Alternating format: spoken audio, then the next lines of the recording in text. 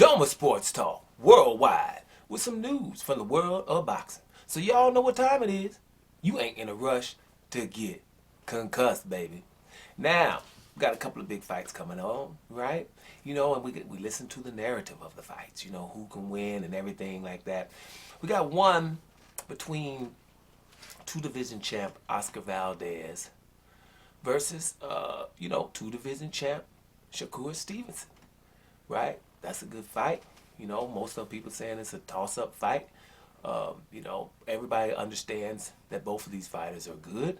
This is going to be a fight at the 130-pound division, right under lightweight. I guess you call it super featherweight, right? And it's a barn burner.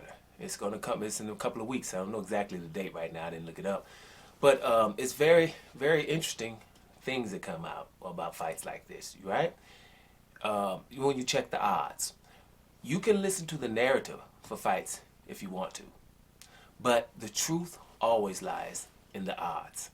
Because the odds mean put your money where your mouth is, right? And so I just want to break the news to everybody that as of right now, Shakur Stevens is a 5-1 favorite, right? 5-1 favorite over Oscar Valdez.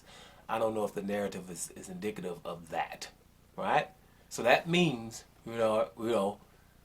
5-1 favorite over Oscar Valdez. That would mean that Shakur Stevenson should be in everyone's pound for pound. If you're a 5-1 favorite over probably the best fighter in the division, what some would say and the narratives would tell you, Oscar Valdez is an undefeated two-division champion. If you're a 5-1 favorite against him, right, you're 8 years younger, right, you are awesome. You're pound for pound. Any normal mortal in that 130-pound division against Oscar Valdez is not going to be a 5-1 favorite. Nobody. So that's just awesome. I think that's very pertinent information. Now we got another one coming up in June for undisputed in the lightweight division versus three-belt champion, right? Three-belt champion George Kambosos, the emperor he calls himself, the Spartan warrior from Greece by way of Australia, or Australia by way of Greece, right? Bad boy. We seen him, right? We seen him take care of Teofimo Lopez, right? Then he's going to fight Devin Haney, the one-belt champion, the WBC real champion, right? Before franchise came out, right? He has that belt. So this is an undisputed fight. It's going to take place in Australia, right? That's what Kambosos wanted to. Now, they tried to fight Lomachenko, but that couldn't happen. So then they finally took the Devin Haney fight. And the way people are talking, Kambosos is really awesome. Now, I can remember when Teofimo Lopez didn't fight Devin Haney for undisputed, he was trying to fight Kambosos. Everybody thought it was an easy touch for Teofimo Lopez. Now, Kambosos is all that, right?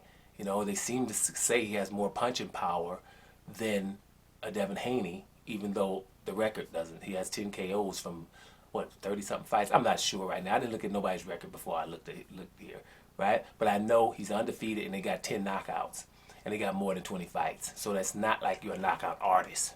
But a little pop.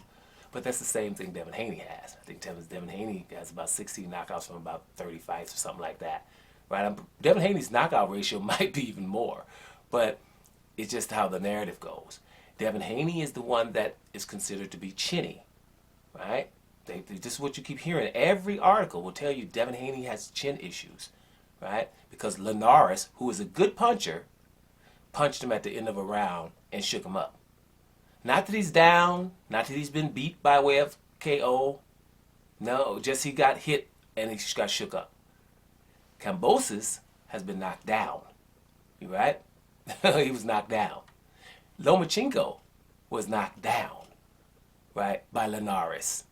Knocked down by Linares, not just shook up. But Lomachenko has no chin issues. So it depends on what you're saying, right? That's why a narrative can do whatever. But let me tell you what the odds are. The odds are 2.5 to 1.5. Let's just go ahead. It's 2-1 for Devin Haney. You know what I mean? Devin Haney, didn't some people call him the email champion? Even though actually the franchise champion is at actual email. But okay, because he got his through the email, he's the email champion. So the email champion is the favorite versus the people. Some people are trying to force you to say undisputed. He's not, but they're trying to call George Kambosos undisputed. He has 3 belts plus a franchise, which is nothing. You can get that from a bubblegum machine. See what I'm saying? So at the end of the day, Devin Haney is the favorite in Australia versus the 3-belt champion. Just, food for thought. Because while all the shenanigans be happening, them people making them odds, it's about money. And therein lies the truth. Always. Just a side note, Canelo's a 2-1 favorite versus Bivol coming up as well. Tyson Fury is a 5-1 favorite over Dillian White. Those just some odds, just to let people to kind of know what's going on. But when you talk about Haney and Kambosos, they kind of act like Haney has, very little chance here, or that Kambosos is the better fighter all of a sudden. But he's not the favorite. Kambosos is the underdog, right? Oscar Valdez is worse than the underdog, right? Are you getting it? Let's just see if the articles that you read going up to the fights will be indicative of these odds, right? And when they say something ridiculous, go look at the odds yourself, because they might get worse as the closer the fight gets. You know what I'm saying? Let's see what's happening.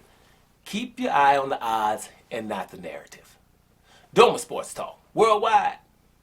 And I'm up out of here, y'all.